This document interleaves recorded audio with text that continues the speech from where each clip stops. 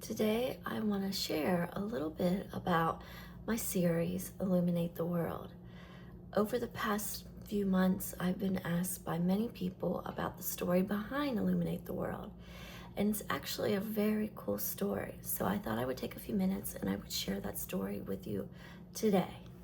So last fall, I think it was actually late summer, I was invited to do a solo show at the NIH, yes, the National Institute of Health. And I was super excited about this opportunity, and I wanted to create something special because the NIH is such a special place of healing. And so in September, October, I painted 12 paintings together at once, going from 3 paintings at a time, working on 3 paintings at a time and shifting them constantly. And it felt exhilarating. It felt amazing. It felt wonderful. I can't tell you how much energy comes when you are in flow. And when you are in flow, it's because you are working consistently and you are just diving right in and giving it everything you've got. And that's what I did. I literally just jumped in with both feet and started painting these 12 paintings. My process for each painting is simple.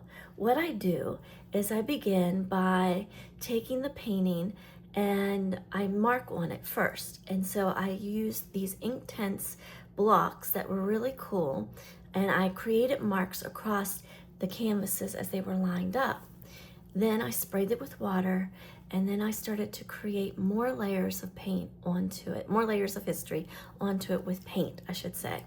And then what I did was those layers, they were so ugly underneath. I remember them clearly. They were so ugly underneath, but that's okay, because what happens is in my work, I create these layers and the layers build on one another, and I reveal some of the surface from below to create that rich history in each painting. I knew since this work was going to be at the NIH, it would need to be very special. It needed to have something that would be meaningful to the people who walk through those doors every day.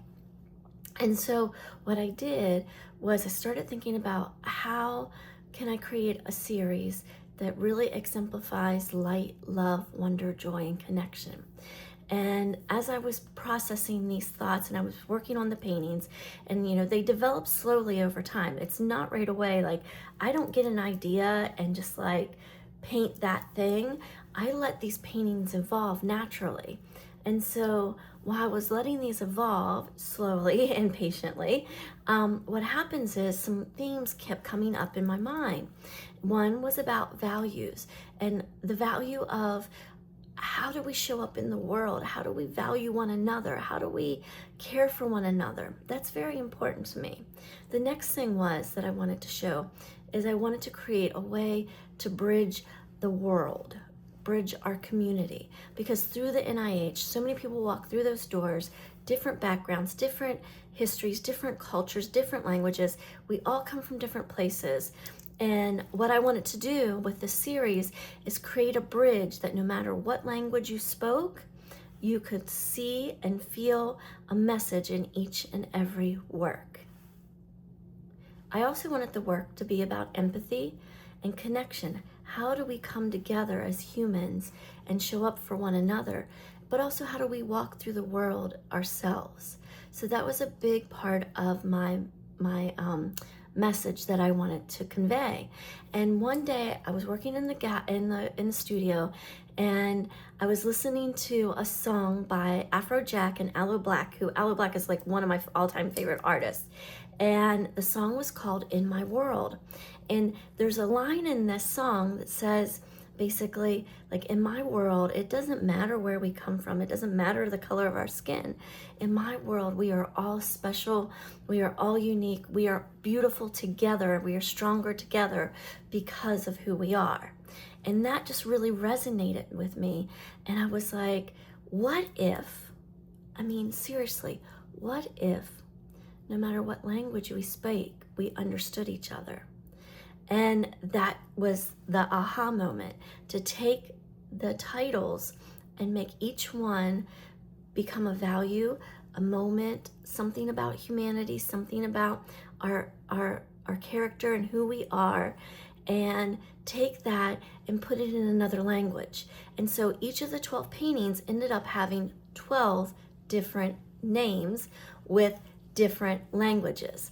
For instance, one painting is Aurora in Amore, and that is to rise in love.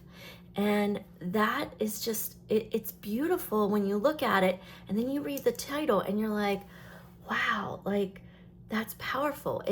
For me, it had to have that resonance. It had to have powerfulness beyond me, beyond the viewer, beyond the painting, so that when the viewer looked at it, it entranced them and it got them to really go deeper into the meaning of the work. I have to tell you, I was so honored that Broadway Gallery and Lillian Fitzgerald, who is the curator at the NIH, chose me to have this solo show in the lobby of the NIH. The families that walk through there that are going through so much, more than we can even imagine, to give them something that was hopeful, inspirational, and just loving was really important. And when I went to the NIH, funny story, they didn't believe my name was Precious Berger, first of all. And secondly, because to get into the NIH campus, you have to have a pass and you have to go through security and they have to know why you're there. And I would say, I'm an artist, I'm here to see my artwork, it's in the NIH building, whatever building number it was, and they just did not believe me. Eventually we got it straightened out. But I will tell you, when I was in the lobby and people would walk by and say, "Are you the artist?" That just, it struck something in me that this work was bigger than me. It was more important than me. And the stories that people would tell me about how it would uplift them, how it made their day, how they loved the titles, how they loved the meaning behind the work. Those things meant far more than anything I can tell you of selling any work. Although selling work is nice, I won't lie, but having people connect with your work in a different way and in a meaningful way is really, really important. I hope you'll follow along for the next couple weeks. I'm going to be talking about each one of these works just to showcase the meanings and the beauty behind each of them. And the cool thing is, the reason that I'm releasing this or opening the vault, so to speak, is because I want to give these artworks the ability to really send their message out into the world in a deeper way. Now, why now? Why am I doing it now? Because the world needs a lot of light and love right now. We need more than ever to feel connected with one another, understand each other, understand humanity and our role and our part in humanity. So I am releasing these, and I'm calling it Illuminate the World month in July, and the collector's vault is open on my website. If you need the link, if you're seeing this before I open it to the public, please sign up for my newsletter. My newsletter folks get access to everything first, and I'd love to have you on that list so you could access the stories, because in the next few weeks I'll even go deeper in my newsletter about each of these paintings. Illuminate the World changed my life, and I think it has the power to change yours too. So I hope you'll stick around and check out the pieces as I share them, and just know that the greatest thing we can do and the biggest way we can show up in the world is to be kind to others and to be a light, a bright light, shining our own light so that others also can shine theirs.